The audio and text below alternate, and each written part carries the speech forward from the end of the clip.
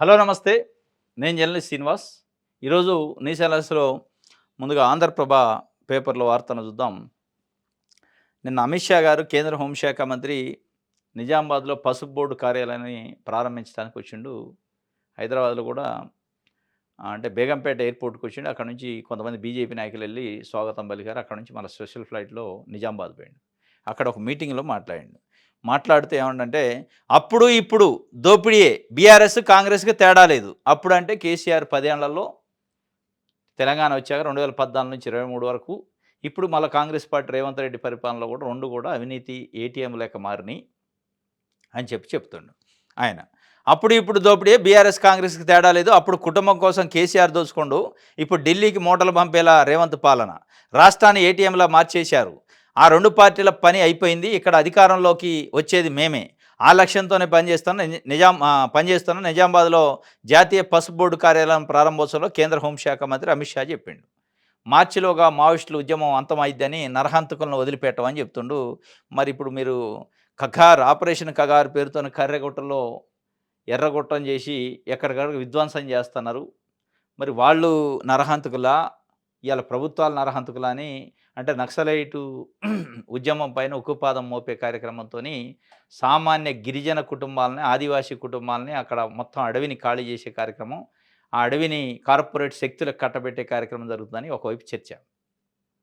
GO number 49 పేరుతోని ఇప్పటికే కొమరంభీం ఆసిఫాబాద్ జిల్లాలో దాదాపు 300కు పైగా గ్రామాలను ఖాళీ చేసే కార్యక్రమం, ఆదివాసీ, గోండ్లు, తాండాలను ఖాళీ చేసే కార్యక్రమం కోసం 49 నంబర్ జీవోని రిలీజ్ చేశారు. దానికోసమే నక్సలైట్లకు సంబంధించి అధికార ప్రతినిధి జగన్ మొన్న క్యాబినెట్ మంత్రి సీతక్కకి ఒక లెటర్ రాశారు. మీరు ఒక నక్సలైట్‌గా పనిచేసి ఉండి, సానుభూతి పరులాగా ఉండి, అది ఆదివాసీలుగా ఉండి, ఆదివాసీలకి వెన్నుపోటు పొడిచి, ఆదివాసీలకి అన్యాయం చేసే జీవోలకి ఎట్లా సమర్థిస్తారు? తీవ్రమైన పరిణామాలు ఉంటాయని హెచ్చరిస్తూ లెటర్ రాశారు. ఇయన్నీ ఒకవైపు జరుగుతున్నాయి. అమిత్ షా గారొచ్చి నక్సలైట్లు 3 నెలల్లో అంతం చేస్తాం అంటుండు. అంటే నక్సలైట్‌లని అంతం చేసే కార్యక్రమంతోని, మావోయిస్టులు అంతం చేసే కార్యక్రమం పేరుతోని, ఇలా ఆదివాసీల పైన, గోండ్ల పైన, తాండాల పైన పడి విధ్వంసం చేస్తుంది రాజ్యం అనేది ఇలా ప్రజలు మాట్లాడుకుంటున్నారు. ఆయన మళ్ళా వచ్చి అదే చెప్తుండు. అంటే అమిత్ షా గారు తెలుగు రాష్ట్రాలకో, ఛత్తీస్‌గఢ్‌కో వచ్చి ఎళ్ళిన ప్రతిసారి విధ్వంసం జరుగుతుంది. పోలీసులు ఏదో ఒక ఆపరేషన్ పేరుతోని విధ్వంసం చేస్తారు. మరి నిన్నొచ్చి ఆ ప్రకటన చేసిపోయిండు ఏమిటో చూడాలి. ఇదైతే అప్పుడు ఇప్పుడు దోపిడీ అంటుండు. దీనిపైన కేటీఆర్ మరి విమర్శలు విచారణకి ఎప్పుడు ఆదేశించరేమో అని చెప్తుండు. విమర్శలు చేస్తున్నావు, విచారణ ఎందుకు చేయవు అంటుండు. ఈయన అనే విచారణ ఏంది? రేవంత్ రెడ్డి ఏటీఎం అయిండు ఢిల్లీ కాంగ్రెస్ పెద్దలకు అంటాడు కదా! దానిపైన విచారణ చేయమంటుండు. మీ పైన కూడా అన్నాడు అమిత్ షా. 10 ఏళ్ల కేసీఆర్ పరిపాలన పైన కూడా అన్నాడు. ఏటీఎంలే గతంలో అన్నాడు, ఇప్పుడు అంటాడు. అమిత్ షా గారు వచ్చి అనిపోతారు కానీ చర్యలు ఉండవు. ఈడీలు, సీబీఐలు దీనికి రావు. ఎందుకంటే ఈడ అవసరమైనప్పుడు ఈడ ఎదురు తిరుగుతున్న నాయకుడు ఎవరన్నా ఉంటే నిజంగా ఎదురు తిరిగాడు బయటికి. లోపట కాళ్ళు పట్టుకోవడం, బయటకు వచ్చి ప్రెస్ మీట్ పెట్టి కేసీఆర్, రేవంత్ రెడ్డి చెప్పే మాటలకి సంబంధం లేదు కానీ నిజంగానే ధీరుడు లెక్క పోరాటం చేసేటోడు ఎవడన్నా ఉంటే నాయకుడు అప్పుడు వస్తుంది ఈడీ, సీబీఐ. ఇప్పుడు కేసీఆర్ గారు అంటాడు. కేసీఆర్ గారు ఏమని చెబుతారు? మోడీ ఇట్లా, అమిత్ షా అట్లా, ఇది అది అని చెప్తాడు. నేనే వాళ్ళకి ఆల్టర్నేటివ్, నేను వ్యతిరేకిస్తాను, నన్ను చూస్తే భయపడతాను అంటాడు. ఉడితే లోపట వేరే ఉంటుంది. లోపటేం కాళ్ళు పట్టుకునే కార్యక్రమం, బయటేమో ఇది చేసే కార్యక్రమం. ఇవాళ రాజకీయ పార్టీలు తెలుగు రాష్ట్రాల్లో ప్రధానంగా, ఇక ఏపీలో అయితే ఇంకా దారుణం. అసలు ఏ పార్టీ బీజేపీకి వ్యతిరేకంగా ఉంది అసలు అనేది చెప్పుకోవడానికి కూడా ఆ కమ్యూనిస్ట్ పార్టీలు తప్ప ఇంకెవడు లేడు. సిపిఐ, సిపిఎం పార్టీ తప్ప నిర్దిష్టంగా వ్యతిరేకించే పార్టీ లేదు. బయట ప్రెస్లలో ఒక రకంగా, లోపల ఒక రకంగా మాట్లాడేది. అదే తెలంగాణలో ఇవాళ ముఖ్యమంత్రి రేవంత్ రెడ్డి గారు కానీ, మాజీ ముఖ్యమంత్రి కేసీఆర్ కానీ ఇద్దరు కూడా బీజేపీకి మరి ఒక రకంగా అనుకూలంగా ఉండరనే పరిస్థితి. దానిపైన మీరు విచారణ చేయరే ఆదేశించరు అంటాడుగా, మీ పైన కూడా విచారణ చేయండి మా పైన అని ఆదేశించండి అని అడిగితే బాగా ఈడీ, సీబీఐతోని. అప్పుడు నిజాయితీ ఉన్నాడు. మీ చెల్లెలు ఎమ్మెల్సీ కవిత గారే అన్నారు. బీజేపీ గురించి ఒక మాట కూడా మాట్లాడలే. 10 నిమిషాల టైం కూడా వరంగల్‌లో రజతోత్సవాల్లో కేసీఆర్ బీజేపీతోని పొత్తు పెట్టుకునే అవకాశాలున్నాయా? లేదా బీజేపీలో మెర్జ్ చేసే అవకాశాలున్నాయి. దాన్ని తీవ్రంగా వ్యతిరేకిస్తున్నారు. మళ్ళా మీరే బయటికి పుంకాలు చెప్తుండ్రు. మీ పైనే పెద్ద అనుమానాలున్నాయి. బీజేపీ పైన మీ స్టాండ్ ఏంది అసలు? అంటే చెప్పలేని పరిస్థితి. అనుకూలమైందా? వ్యతిరేకమైన స్టాండా? ప్రెస్‌లలో చెప్పేది కాదు. నిజంగా నిజమైంది, అబద్ధమైంది అనేది నిజమైంది. నటించేది ఏందంటే నటించేదేమో తిడతారు. లోపట వేరే ఉంది కాబట్టే విమర్శలు మీ పైన ఇప్పుడు విమర్శలు అమిత్ షా వచ్చేసి బీఆర్ఎస్ పైన చేసినా, కాంగ్రెస్ పైన చేసినా విచారణ చేయడు. విచారణకు ఆదేశించరు. ఈడీ, సిబిఐలు అప్పుడు రావు. మరి ఎందుకు అమిత్ షా గారు కేంద్ర హోంశాఖ మంత్రిగా ఉండి అప్పట్లో కేసీఆర్ ముఖ్యమంత్రిగా ఉన్నప్పుడు నల్గొండ వచ్చిండు. ₹1,00,00,000 దోపిడీ చేస్తుంటే కేసీఆర్ అన్నాడు.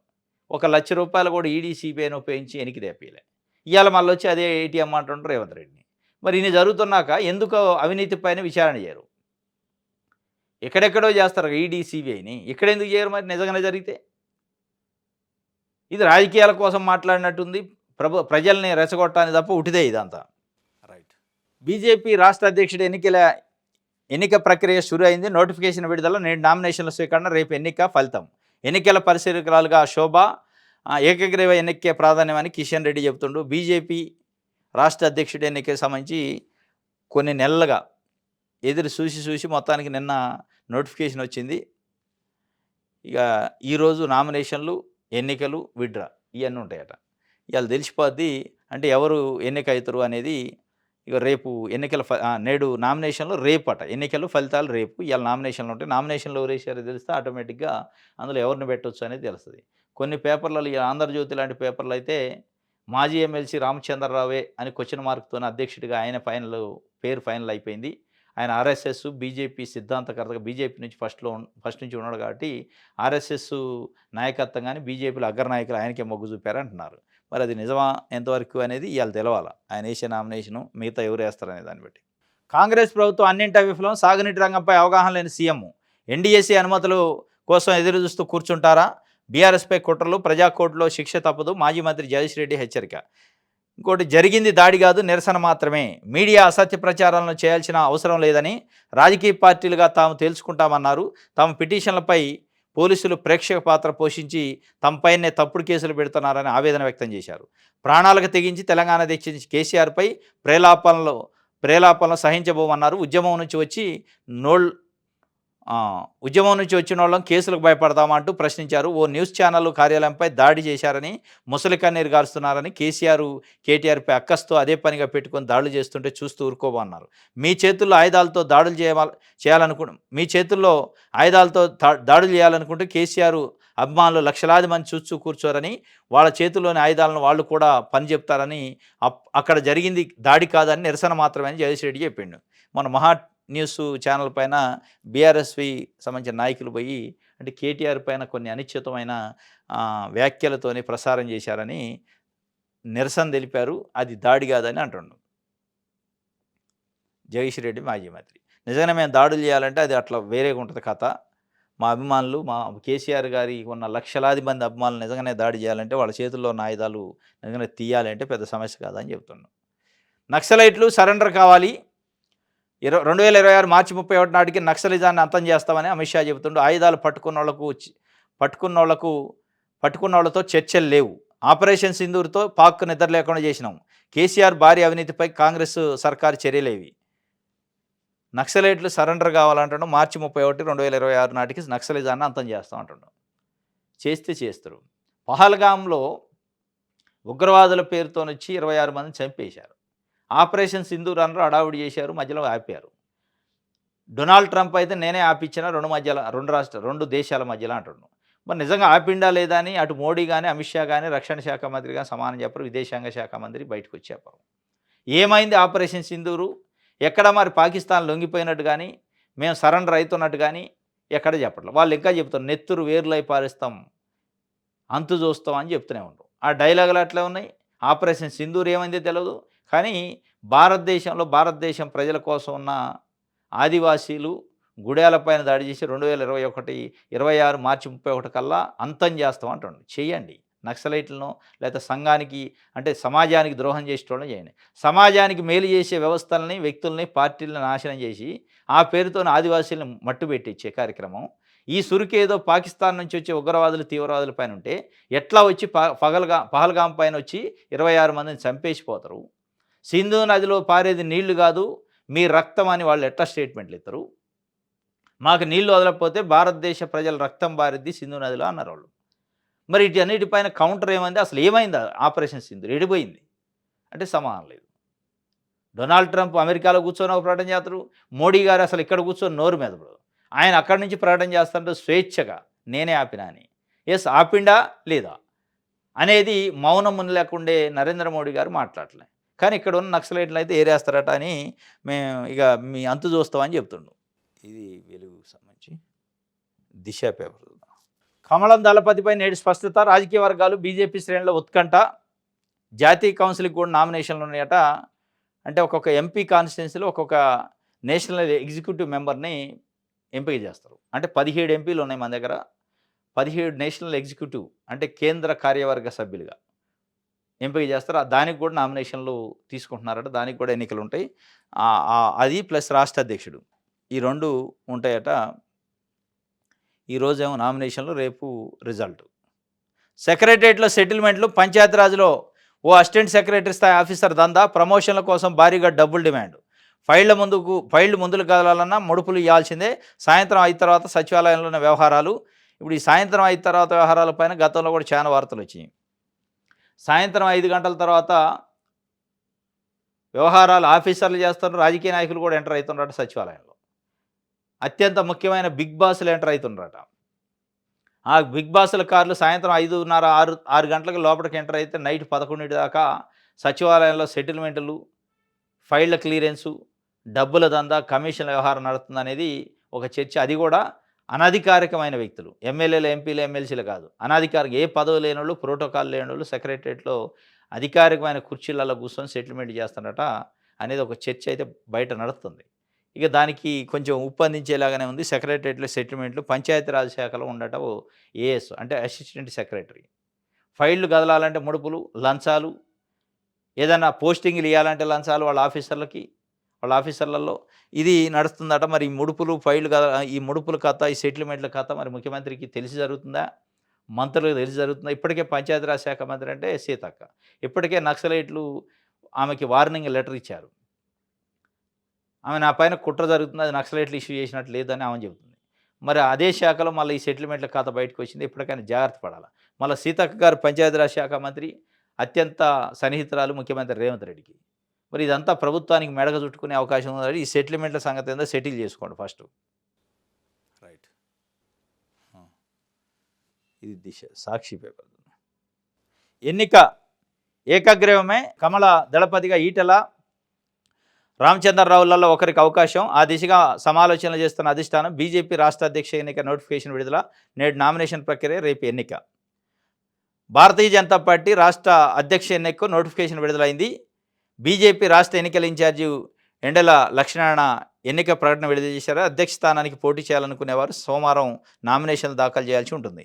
జూలై 1వ తేదీన అధ్యక్ష ఎన్నిక జరుగుతుంది. ఈ మేరకు పార్టీ పెద్దల ఎన్నిక ప్రక్రియకు సంబంధించిన ఏర్పాట్లు పూర్తి చేశారు.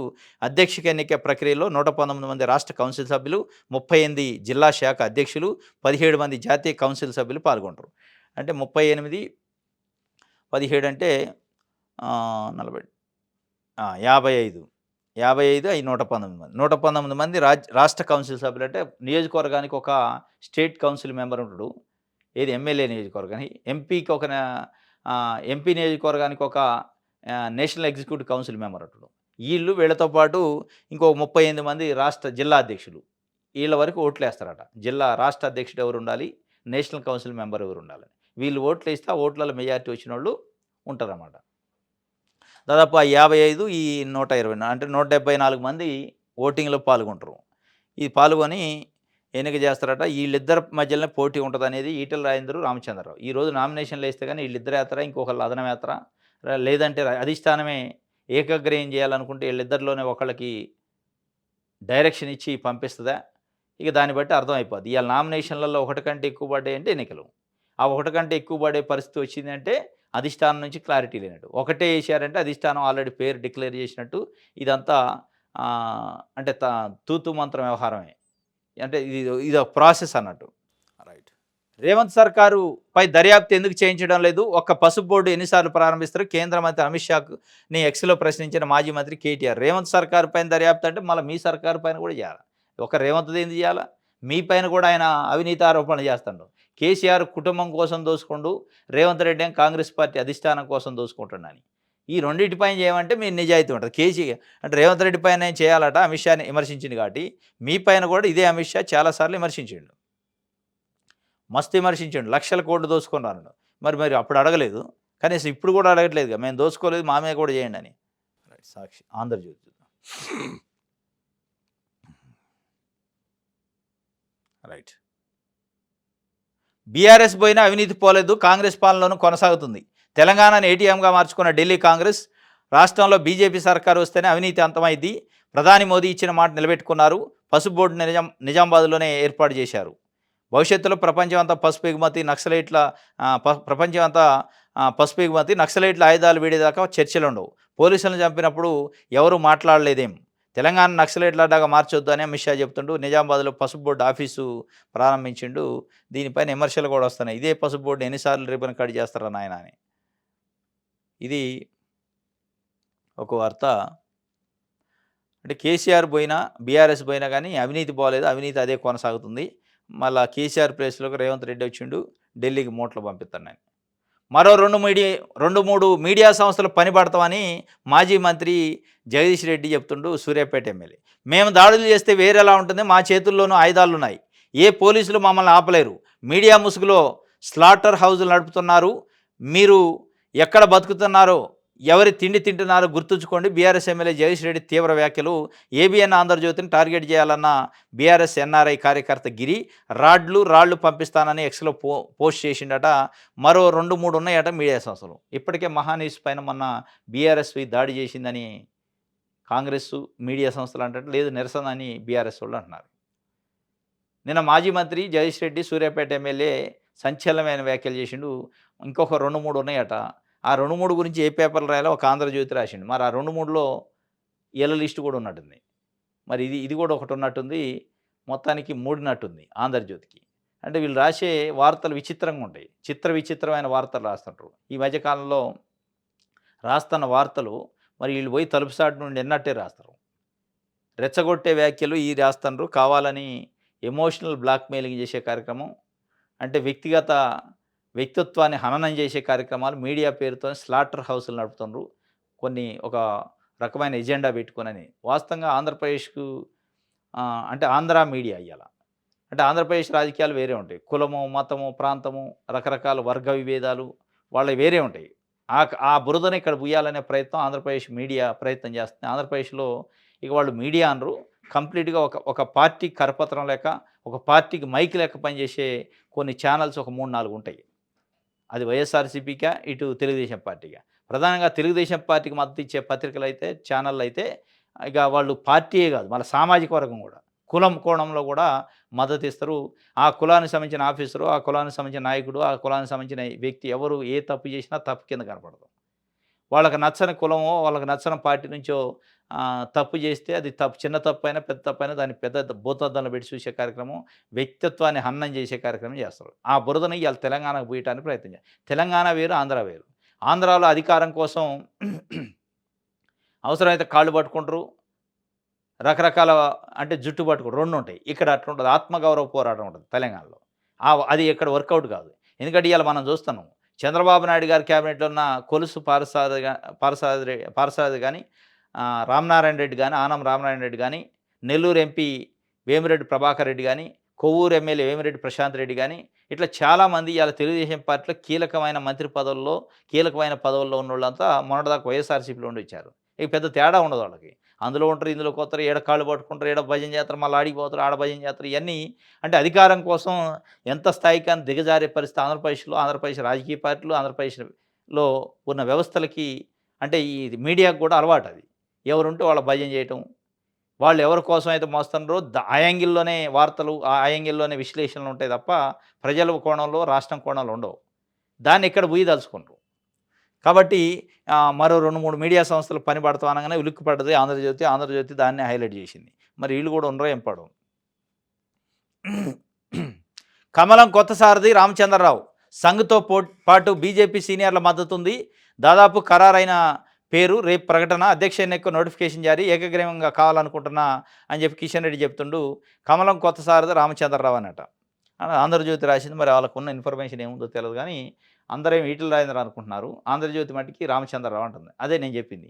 కొన్ని ఆంధ్ర మీడియాలు వాళ్ళకున్న వ్యక్తిగత ఎజెండా వాళ్ళు ఏం కోరుకుంటున్నారో అది కావాలని కోరుకుంటారు. దానికోసం వార్తలు రాస్తా ఉంటారు. అంటే ఈటల రాజేంద్ర బీసీ ఉద్యమకారుడు, తెలంగాణ ఉద్యమకారుడు, తెలంగాణ ఉద్యమం అనే బ్రాండ్ ఉంది. ఆయన కావద్దని ఈళ్ళకుంటది. ఇప్పుడు ఆంధ్ర మీడియా కింద బీసీ కావద్దు, మళ్ళా తెలంగాణ ఉద్యమకారుడు కావద్దు. న్యూట్రల్‌గా ఉండే వ్యక్తి కావాలా. మాకు ఇబ్బంది రావద్దు, మా వ్యాపారాలకి మాకు ఇబ్బంది లేకుండా ఉండాలా అని చెప్పి మరి ఏమన్నా ప్రమోట్ చేస్తారా? నిజంగానే మరి లేకపోతే బీజేపీ నుంచి ఏమన్నా వాళ్ళకి సమాచారం ఉందా అనేది రేపు తేలుతది మనకి. ఇయాల తెలవదు. రైట్. మన తెలంగాణ 10 ఏళ్ల అవినీతిపై చర్యలేవి అని అమిత్ షా అడుగుతుండు. ఎవరిని అడుగుతుండు? చర్యలు తీసుకోవాల్సింది మీరు కదా! గత ప్రభుత్వ పెద్దలపైన చర్యలు తీసుకోవడానికి రేవంత్ రెడ్డి వెనకాడుతుండు అని మీరు అంటున్నారు. తెలంగాణ సమాజం ఏమంటుందంటే గత ప్రభుత్వ పెద్దలు, ఇప్పుడున్న ప్రభుత్వ పెద్దలపైన చర్యలు తీసుకోవడానికి బీజేపీ వెనకాడుతుందా? ఎందుకు మీ ఈడీ, మీ సీబీఐ ఇక్కడ పనిచేయదు? మొత్తం లక్షల కోట్లు డబ్బు వ్యవహారమే కదా! ఎందుకు పనిచేయదు మరి? అన్ని డబ్బులు మనీ లాండరింగ్ జరిగాక మీరు చెప్తున్న లెక్క ప్రకారం ఒక కేంద్ర మంత్రి హోదాలో ఉండి మీరు చెప్తున్న హోంమంత్రి హోదాలో మరి దానిపైన ఈడీ, సీబీఐ ఎందుకు పనిచేయవు? మీరెందుకు చర్యలేవి అని మీరెందుకు తీసుకోవట్లేదు అని కూడా ప్రజలు అడిగే పరిస్థితి. ఇక్కడ ముక్కోణపూర్ అని మన తెలంగాణ రాసింది. ఈటల రాజేంద్ర, అరవింద్, లక్ష్మణ్ అట. ఈడ మరి రామచంద్రరావు పేరు వేశారు. అనూహ్యంగా తెరపైకి మాజీ ఎమ్మెల్సీ రామచంద్రరావు పేరు. మహిళా కోటాలో డీకే అరుణ, నేను నామినేషన్ వేస్తానంటున్న రాజాసింగ్. రాజాసింగ్ కూడా రేస్లో ఉండట. అక్షరాల 1,00,000 కోట్ల పంట కేసీఆర్ హయాంలో రాష్ట్రంలో సాగు బంగారం. 2023-24లో తెలంగాణ రైతులు పండించిన పంట విలువ 1.16 లక్షల కోట్ల రూపాయలు. అక్షరాల 1,16,00,000 కోట్ల రూపాయలు పంట పండించారంట 2023-24లో. 2014-15లో 45,000 కోట్లు మాత్రమే ఉండేది.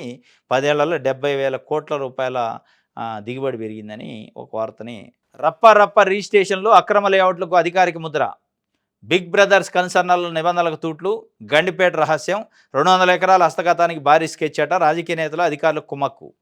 వివాదంలో కోర్టులో ఉన్న 10 ఎకరాలకు నాలా మార్పిడి. డిఏజీపీఏ రద్దు అయిందని రిజిస్ట్రేషన్ శాఖ తప్పుడు ఎంట్రీ.